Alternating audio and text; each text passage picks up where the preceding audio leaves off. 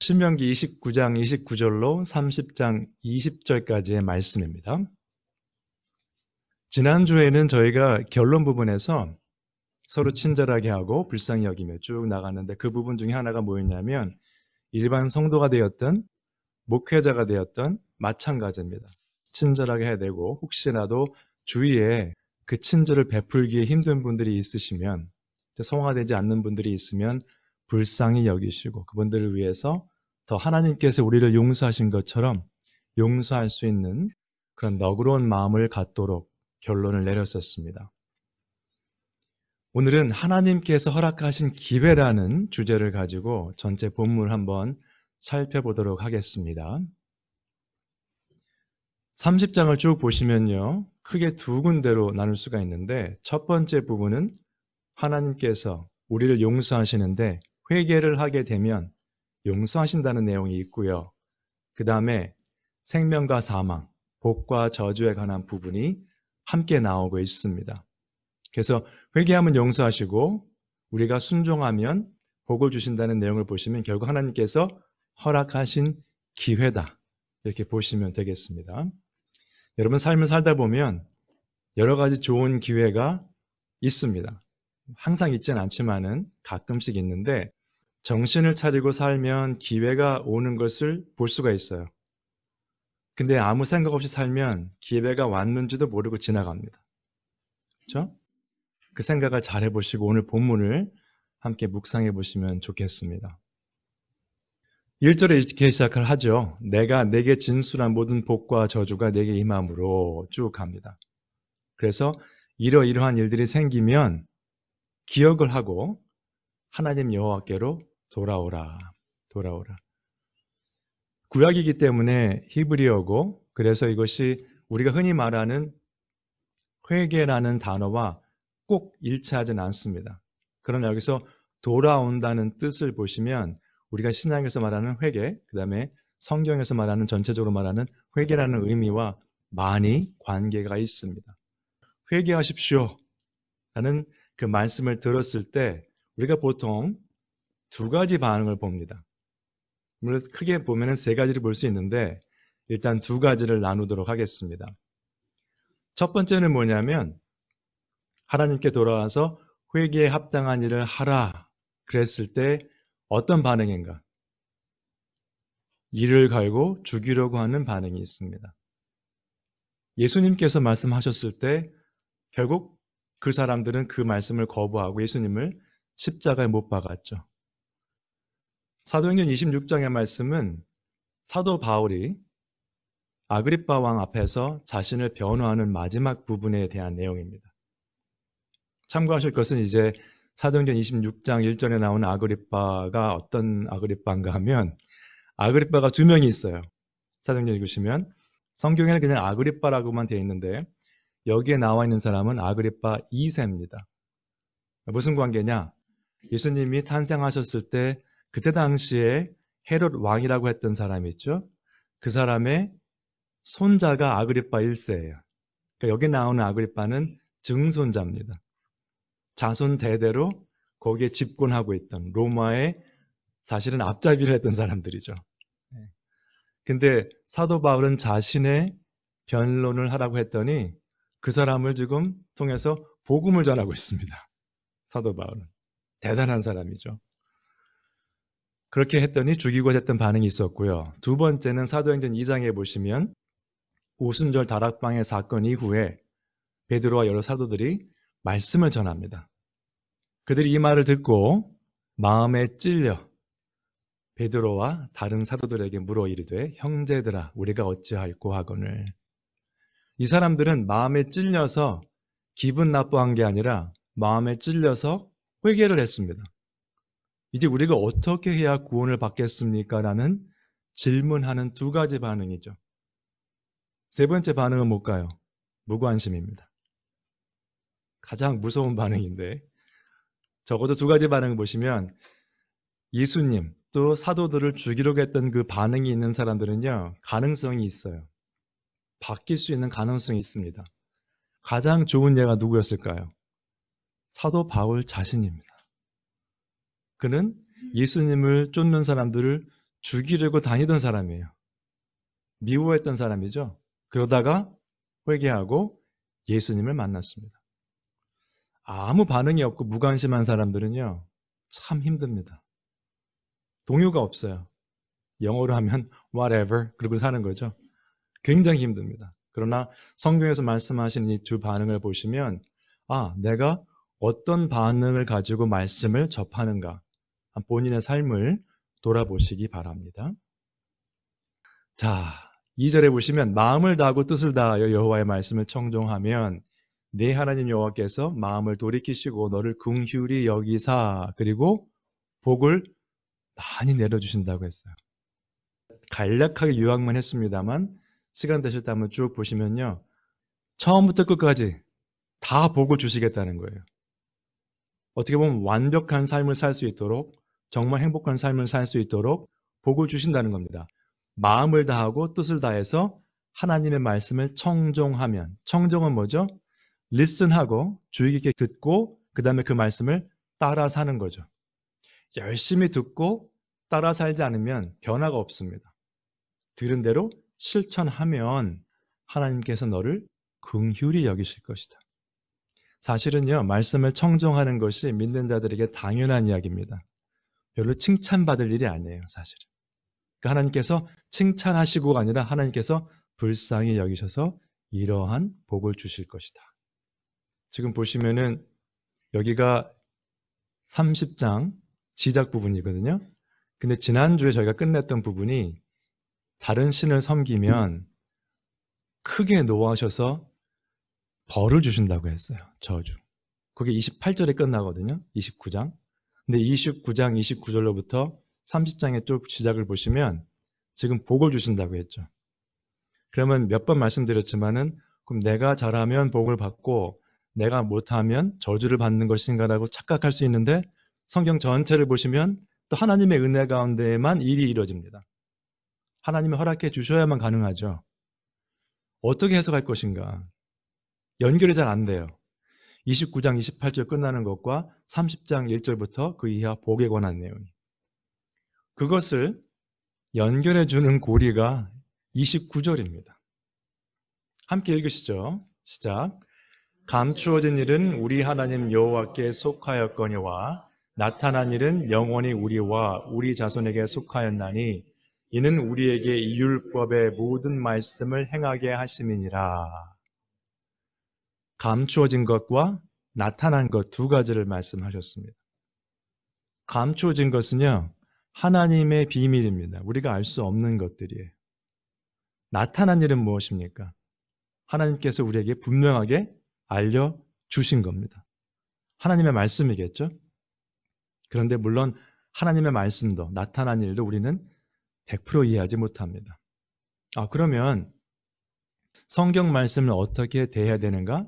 우리가 말씀을 대하는 자세를 좀 생각해 보실 필요가 있어요. 하나님이 다 글로 남겨주셨으니 우리가 이제 다 이해할 수 있겠다. 네, 다 이해하고 다 설명할 수 있습니다. 이 본문만 보면 가능한 것 같은데 저것은 굉장히 교만한 이야기입니다. 하나님께서 주신 성경 말씀을 보시더라도요. 이해가 안 되는 부분이 더 많습니다. 사실. 그래서 어떻게 보면은요. 평생 말씀을 연구하신 신학자들을 만나서 대화를 해보고 제가 학교에서 있던 훌륭한 교수님들과 얘기를 해보면은 그분들은 늘 말씀에 겸손하세요. 말씀 앞에서.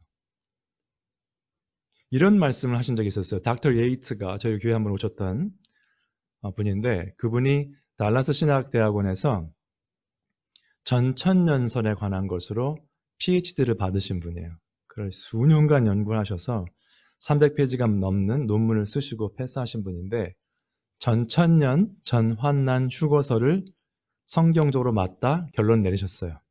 그런데 그분이 그때 저희 클래스에서 말씀하신 게 뭐였냐면 성경에 있는 서포트를 쭉 보면 여러 가지 이론이 있지만 그것이 가장 서포트가 많다. 그 이론이. 그렇게 보는 것이.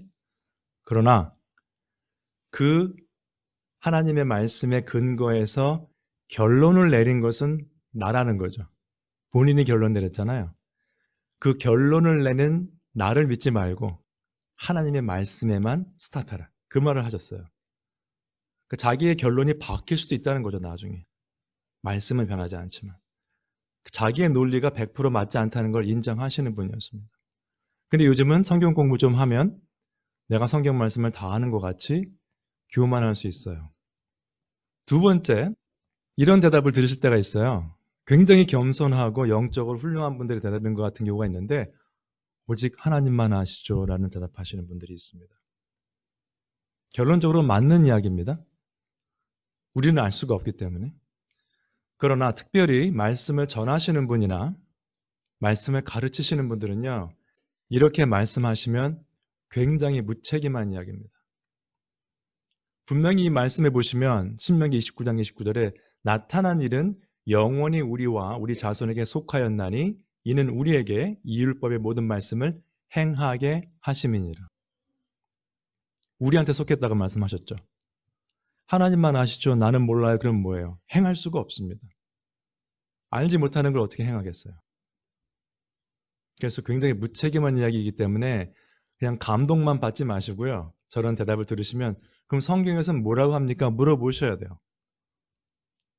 하나님께서 말씀하신 성경에 나오는 내용을 분명히 가르쳐 주셔야 됩니다. 이렇게 말씀하고 계십니다. 그러니 결론 이렇게 내릴 수 있는데 조심스럽게 두 가지 경우를 보시면 되겠고요. 정확히 알 수도 없고 100% 알 수도 없으면 우리가 하나님을 정말 알 수 있는가라는 질문을 할 수가 있어요. 저 방에 여러분 슈퍼컴퓨터가 있는 방입니다.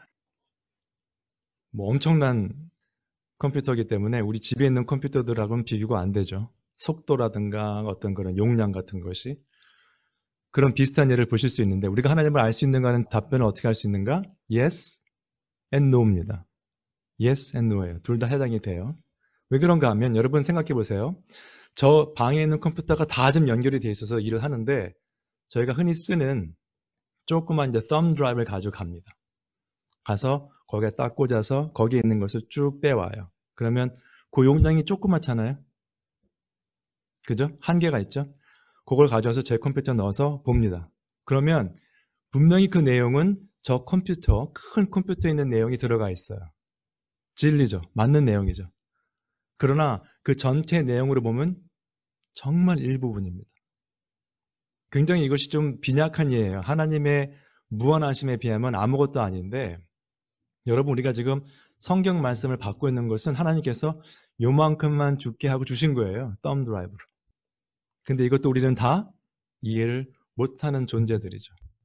그래서 우리는 얼마나 많은 연구를 하고 말씀을 묵상하더라도 항상 말씀 앞에 겸손하셔야 되고요. 익사이링한 게 뭐냐면 천국에 가면 재미가 없을 것 같은 얘기를 하시는 분들이 있는데 무한하신 하나님을 계속 알아간다는 게 굉장히 익사이링한 겁니다. 익사이링한 거예요. 여러분 사랑하는 사람이 있으면요. 그 사람을 계속 알아가는 게 얼마나 즐거운 일인지 모릅니다. 그렇죠? 이 사람은 치즈를 좋아하는구나. 나도 좋아하는데. 익사이링하죠? 익사이링 안 하신 표정인데 어쨌거나 그렇습니다. 그렇죠? 마찬가지예요. 우리가 사랑하는 하나님을 알아간다는 거. 그것도 영원히 계속해서. 하나님이 이런 분이셨구나. 하나님이 이래서 이렇게 하셨구나. 얼마나 익사이링한 일입니까? 다른 것보다. 그래서 성경 해석과 적용이 상당히 중요합니다, 여러분. 성경을 바로 해석하면 바른 적용이 나오겠죠? 잘못 해석하면 잘못된 적용이 나옵니다. 약을 샀는데 그걸 잘못 읽으면 잘못 먹게 되죠. 그 나온 대로 잘 드셔야 몸에 효과가 있는 것인데 잘못 드시면 효과가 없을 수도 있고 부작용이 올 수도 있습니다. 보시면은 베드로 후서인데요. 어떤 부분인가 하면은 마지막 때에 관한 부분입니다. 새하늘과 새 땅 이야기도 나오는데 베드로가 이렇게 말을 했어요. 또 우리 주의 오래 참으심이 구원이 될 줄로 여기라. 우리가 사랑하는 형제 바울도 그 받은 지혜대로 너희에게 이같이 썼고 베드로가 바울의 서신서를 지금 말하는 겁니다. 이렇게 썼다 바울도. 또 그 모든 편지에도 바울 서신이죠. 이런 일에 관하여 말하였으되 그 중에 알기 어려운 것이 덜어 있으니 당연히 어려운 부분이 많아요. 사도 바울 서신이. 그분이 그때 당시에 당대에 굉장히 많이 배우신 분이었고 교리적인 내용을 많이 썼습니다. 특별히 로마서 같은 경우 굉장히 어렵죠. 이야기가. 에베소서도 간단한 것 같지만 교회론부터 해서 쭉 보시면 상당히 어려운 책입니다. 그 모든 편지에 이런 내용을 썼는데 어려운 것이 덜어 있으니 무식한 자들과 굳세지 못한 자들이 다른 성경과 같이 베드로가요. 사도 바울의 서신서를 지금 성경으로 인정한 부분입니다. 신약의 저자들이 신약 성경을 쓸 때는요. 편지를 쓸 때는 신구약이 확립이 안 된 상태였어요. 구약은 이미 확립이 됐지만은 신약은 그때 없었기 때문에 책으로 나오지 않았기 때문에 이때 당시에 직접적으로 성경이라고 말하는 것은 다 구약입니다. 신약의 저자들이 썼을 때 성경 말씀, 하나님의 말씀한 것은 다 구약이에요. 신약이 27권이 신약 성경입니다가 언제 확립됐냐면 4세기예요. 주후 4세기. 그러니까 이때 당시는 아직 확립되지 않은 상태였어요. 그러나 벌써 베드로는 바울의 서신서를 다른 성경과 같이 같은 권위를 뒀습니다. 뭐라고 했습니까? 다른 성경과 같이 그것도 억지로 풀다가 스스로 멸망에 이르느니라. 여러분, 성경 말씀이 하나님의 말씀이고 생명의 말씀이지만 그 말씀을 잘못 해석하고 잘못 전하면요 스스로 멸망에 이른다고 되어 있습니다. 그러면 목회자들은 굉장히 무거운 짐을 지고 있는 거예요. 한번 유튜브에 가셔서 온라인 가셔서 아무 설교를 한번 들어보세요. 그분들이 정말 하나님의 말씀을 그 말씀의 문맥대로 어쩌면 역사적인 배경, 그 language, 그렇죠? 언어의 표현대로 제대로 설명하고 있는가 한번 보세요. 아니면은 연결도 안 되는 억지를 써서 그냥 현실 생활하고 연결만 시키는가 억지로 푸는 거죠. 본인이 하고 싶은 말만 하고 있는가 한번 보시기 바랍니다. 여러분 그것을 주의하셔야 되는데 특별히 혹시 말씀을 들으시는 분 중에서 말씀 사역을 하시는 분들 이 말씀을 좀 주의 깊게 보시고 내가 과연 어떻게 하고 있는가 고민해 보시기 바랍니다. 9절과 10절에 보시면 오늘 본문인데요. 순종하기가 어렵다는 이야기를 듣게 됩니다. 여기 한번 같이 읽으시죠. 시작. 내가 네 하나님 여호와의 말씀을 청종하여 이 율법책에 기록된 그의 명령과 규례를 지키고 내 마음을 다하며 뜻을 다하여 여호와 네 하나님께 돌아오면 너를 다시 기뻐하사 내게 복을 주시리라. 말씀을 청종하고 율법책에 기록된 그의 명령과 규례를 지키고 내 마음을 다하여 뜻을 다하여 하나님께 돌아오면 신명기 6장에도 마음과 뜻을 다해 하나님을 사랑하고 되어 있는데 여러분 한번 기억해 보세요. 내가 개인적으로 신앙생활을 쭉 해오면서 마음과 뜻과 힘을 다해서 하나님을 사랑했던 적이 언제였던가? 세상 일 고민하면서 잠깐 스치는 마음으로 하나님을 사랑했던가? 아니면 정말 무엇을 하든지 하나님 안에서 주 안에서 순종하는 종으로서 하나님을 사랑하고 섬겼는가? 많은 경우에 보시면 주객이 전도됩니다. 하나님은 잠깐 우리가 필요할 때 생각하고 기도하는 대상인 경우가 굉장히 많습니다. 여러분. 그러니 여기 말씀에 나온 것처럼 말씀을 청종하고 명령과 규례를 지키고 마음, 뜻을 다해서 하나님께 돌아오면 하나님께서 복을 주시리라. 그 복을 받는 게 참 어렵겠습니다. 순종하는 거, 청종하는 거 참 어려운 것 같습니다. 세상에 고민할 것도 많고 일이 많기 때문에. 신명기 30장 9부터 10절까지의 말씀이거든요. 그런데 11절에 보시면 이렇게 나왔습니다. 함께 읽으시죠. 시작. 내가 오늘 내게 명령한 이 명령은 내게 어려운 것도 아니요 먼 것도 아니라. 네, 별로 할 말이 없습니다. 바로 그 뒤에 말씀하셨어요. 어려운 것 같은데 했더니 다 알고 말씀하신 거죠. 내가 오늘 내게 명령한 이 명령은 내게 어려운 것도 아니요 먼 것도 아니라. 그때 당시의 사람들은 멀다고 느꼈을 수 있어요. 왜냐하면 말씀을 직접 들은 분은 모세였거든요. 그러니까 모세가 전해주면 본인들은 직접 못 들었으니까 말씀이 좀 한 사람 건너 있는 것 같고 우리랑 관계없는 것 같고 그럴 수 있습니다. 그래서 지금 현대 사회를 사시면서 보시면 멀 수가 없죠. 지금 다 성경 말씀 가지고 계시잖아요. 그래서 또 설명을 또 친절하게 해주신 게 뭐냐면 보세요. 쭉 보시면 하늘에 있는 것이 아니고 멀리 있는 게 아니죠. 바다 밖에 있는 것이 아니다. 어디 멀리 있는 게 아니다. 친절하게 설명해 주십니다. 하나님께서. 그러니 이제 익스큐즈가 없는 거죠. 핑계가 없습니다. 특히 오늘날 사는 우리들은. 네. 그래서 오직 그 말씀이 내게 매우 가까워서 내 입에 있으며 내 마음에 있은즉 내가 이를 행할 수 있느니라. 어떻게 생각하세요, 여러분? 신명기에 우리에게 말씀이 가까이 있으니 충분히 우리가 할 수 있다. 어려운 것도 아니고 쉽다. 그 박스 안에는 같이 한번 읽으시죠. 시작. 옛적의 선지자들을 통하여 여러 부분과 여러 모양으로 우리 조상들에게 말씀하신 하나님이 이 모든 날 마지막에는 아들을 통하여 우리에게 말씀하셨으니 히브리서인데요. 옛적의 선지자들을 통하여 여러 부분과 여러 모양으로 말씀하셨다. 선지자들은 구약에 나오는 선지자들을 말하는 거죠. 어떤 부분과 어떤 모양이었을까요? 하나님께서 꿈으로도 나타나시고 직접 사람의 모양을 하시고 나타나시고 또 이적을 행하시고 직접 음성도 들려주시고 여러 모양으로 우리 조상들에게 말씀하셨어요. 근데 그 하나님이 이 모든 날 마지막에는 아들을 통하여 우리에게 말씀하셨다. 누굴까요? 예수 그리스도. 그러면 예수 그리스도는 어떤 분인가? 요한복음 1장을 보시면 함께 읽으시겠습니다. 시작. 말씀이 육신이 되어 우리 가운데 거하심에 우리가 그의 영광을 보니 아버지의 독생자의 영광이요 은혜와 진리가 충만하더라.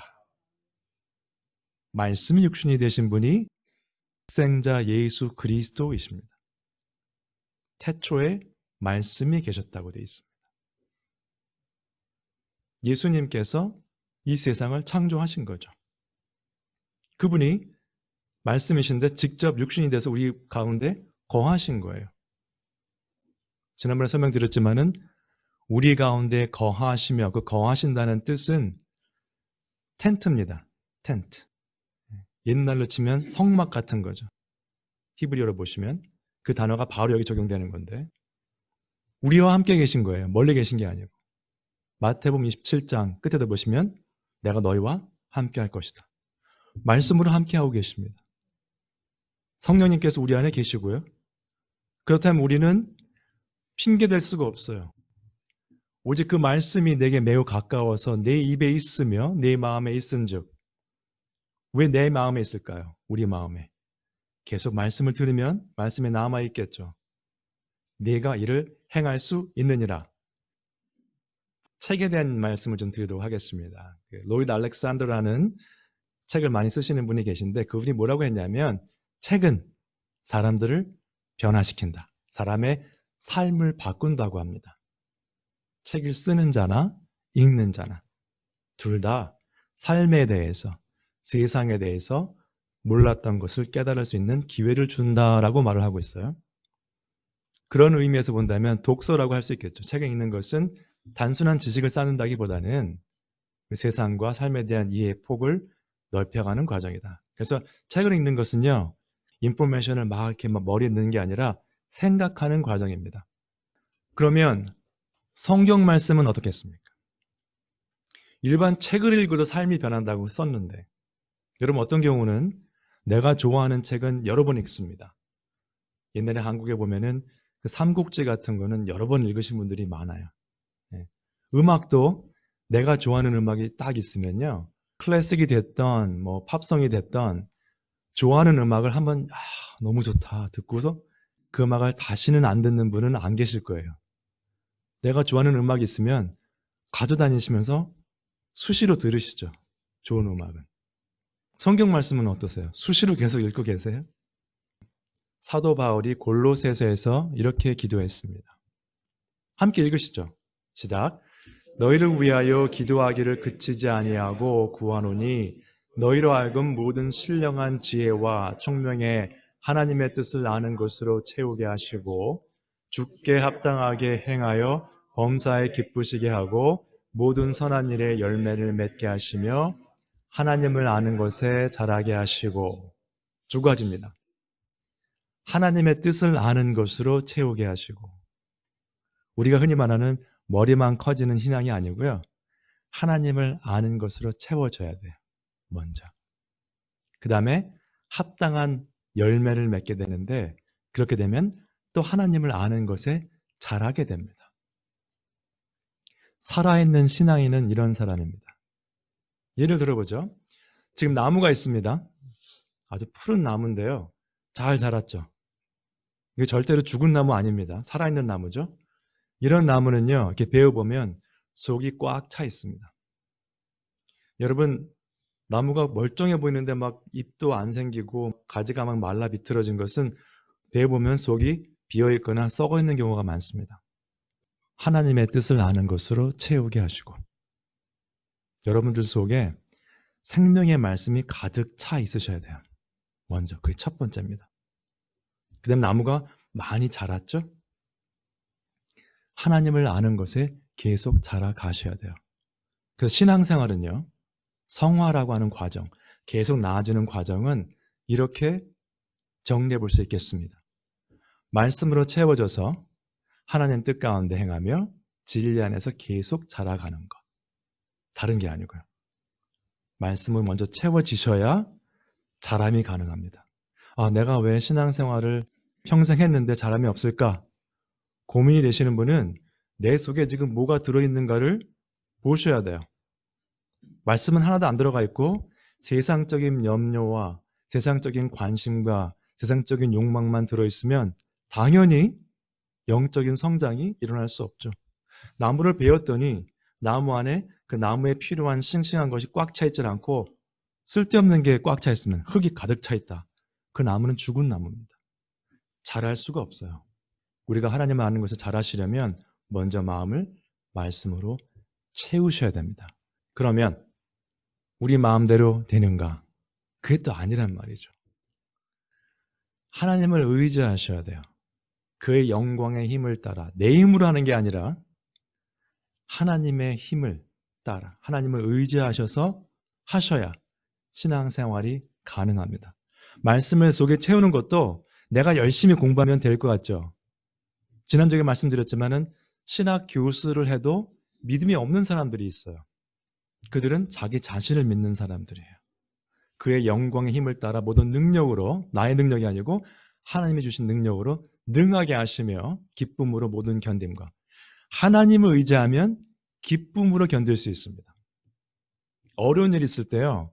내가 낙담하고 힘들어하는 거는 지금 하나님에 대한 의지하는 그 마음이 좀 약해졌을 때 그렇습니다. 하나님을 바로 의지하시면 내가 늘 기쁨으로 모든 일을 핸들할 수 있어요. 그리고 궁극적으로 하나님 아버지께 감사하게 됩니다. 골로새서 앞에 지금 쭉 읽으신 그 부분이 사도 바울이 골로새 교인들을 위해서 한 기도입니다. 그래서 우리가 하나님을 전적으로 의지해야 된다는 것을 한 번 더 말씀을 드릴 필요가 있는데요. 마태복음 19장에 보시면은 그 청년이 와서 예수님께 질문하는 부분이 있습니다. 그 본문을 보시면 참 여러 가지를 배울 수가 있습니다. 그 중에 하나인데 율법을 지켰느냐? 다 지켰습니다. 그러면 내 가진 걸 다 팔아서 나눠주고 나를 따라라. 그랬더니 근심하며 갔어요. 왜요? 가진 게 많은 사람이었거든요. 예수님 뭐라고 하셨습니까? 그 다음에 부자가 천국 가는 것이 참 힘들다. 근데 그 부분만 딱 띄어서 사람들이 그러죠. 어떤 분들은 부자는 천국 못 갑니다. 성경적이지 않습니다. 그 다음에 또 뭐라고 하셨어요? 그 밑에 낙타가 바늘귀에 들어가는 것보다 부자가 천국 가는 게 더 힘들다. 제자들이 듣고 몹시 놀라 이르되 그렇다면 누가 구원을 얻을 수 있으리까? 예수님의 대답은 무엇입니까? 그렇게 어려운 거, 낙타가 바늘귀를 들어가는 것보다 더 어려운 일을 하나님께서 하실 수 있다는 겁니다. 옐로우 박스의 두 번째 포인트 같이 한번 읽으시죠. 시작. 예수께서 그들을 보시며 이르시되 사람으로는 할 수 없으나 하나님으로서는 다 하실 수 있느니라. 그렇게 어려운 부자가 천국 가는 일을 하나님께서는 가능하게 하신다는 거예요. 만약에 그 사람이 예수 그리스도를 바로 믿는 사람이라면. 그러니까 부자가 되었던 가난한 사람이 되었던 상관은 없습니다. 여러분. 천국 가는 것은. 성경적으로 보면 하나님이 다 하시지만 또 우리의 역할을 또 말씀하시는 부분이기 때문에 오늘 말씀의 결론은 이 부분으로 잡았습니다. 함께 읽으시겠습니다. 시작. 내가 생명과 사망과 복과 저주를 내 앞에 두었은즉 너와 네 자손이 살기 위하여 생명을 택하고 네 하나님 여호와를 사랑하고 그의 말씀을 청종하며 또 그를 의지하라. 모세가 그냥 복에 관한 이야기만 한 것도 아니고요. 하나님께서 모세를 통해서 저주에 관한 말씀만 하신 게 아니에요. 저희가 지금 1년 가까이 설교를 하고 있습니다만 신명기를 계속 나눠서 하고 있죠. 근데 앞에 거를 계속 읽으시면서 오셔야 도움이 됩니다. 마지막까지. 계속 읽으셔야 돼요. 여기 보시면 생명과 사망과 복과 저주 다 들어가 있죠. 네 앞에 두었은즉 너와 네 자손이 살기 위하여 생명을 택하고 이제 너한테 줬으니까 다 보고 결정하라는 거죠. 이스라엘 민족은 어떻게 했습니까? 그래도 싫은 대로 했어요. 나중에 결국 다 떠나갔습니다. 그만큼 사람들이 악한 겁니다. 여러분. 복을 준다고 해도 그걸 못 믿는 거예요. 하나님이 주시는 생명과 복을. 내 하나님 여호와를 사랑하고 그의 말씀을 청종하며 또 그를 의지하라. 생명을 택하면 세 가지가 따라옵니다. 여호와를 사랑하고 말씀을 청종하고 그를 의지하게 됩니다. 내 힘으로 되는 게 아니기 때문에 하나님을 의지하게 되고요. 그다음에 말씀을 들을 때마다 그 말씀을 청종하게 됩니다. 그리고 늘 하나님을 사랑하며 살게 되어 있습니다. 그게 바로 우리가 성화되는 과정이고 하나님께서 기뻐하시는 우리의 삶이 되는 것입니다. 여러분 부디 오늘 이 시간 다음 기회를 미루지 마시고 하나님께서 생명과 사망과 복과 저주를 우리 앞에 두셨어요. 오늘 이 시간에 생명을 택하셔서 하나님을 사랑하시고 말씀을 청종하시고 또 주님을 의지하셔서 앞으로 남은 생 또 그리스도 다시 오시는 그날까지 복된 삶을 누리시기를 주님의 이름으로 축원드립니다.